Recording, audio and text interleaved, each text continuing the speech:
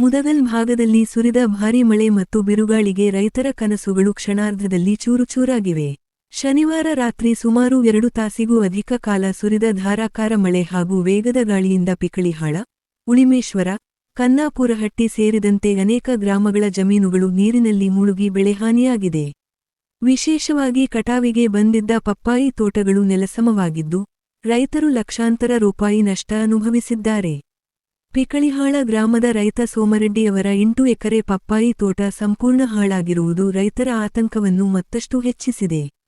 ಹಲವು ತಿಂಗಳುಗಳ ಶ್ರಮದಿಂದ ಬೆಳೆದ ಬೆಳೆ ಕಣ್ಣೆದುರೇ ನಾಶವಾಗಿರುವುದರಿಂದ ರೈತರು ಕಂಗಾಲಾಗಿದ್ದಾರೆ. ಮಾರುಕಟ್ಟೆಗೆ ಕಳುಹಿಸುವ ಸಮಯದಲ್ಲೇ ಬೆಳೆ ಕೈಗೆ ಬಾರದಂತಾಗಿದೆ ಎಂದು ರೈತರು ಅಳಲು ತೋಡಿಕೊಂಡಿದ್ದಾರೆ. ಇನ್ನೊಂದೆಡೆ ಬಿರುಗಾಳಿಯ ಅಬ್ಬರಕ್ಕೆ ಅನೇಕ ಕಡೆ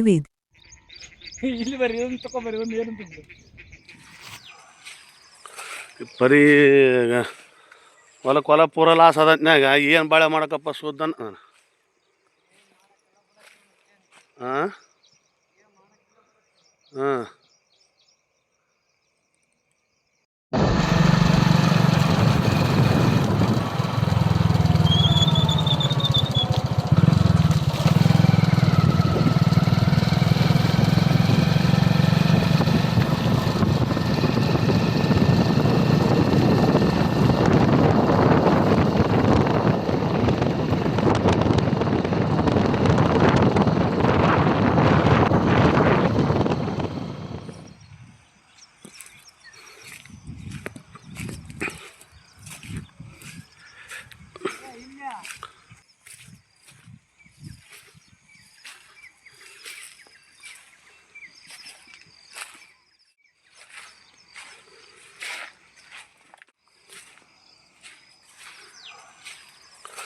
ಬರೀ ಹೊಲ ಪೂರ ಲಾಸ್ ಆದತ್ನಾಗ ಏನು ಬಾಳೆ ಮಾಡಕಪ್ಪ ಸುದ್ದನ.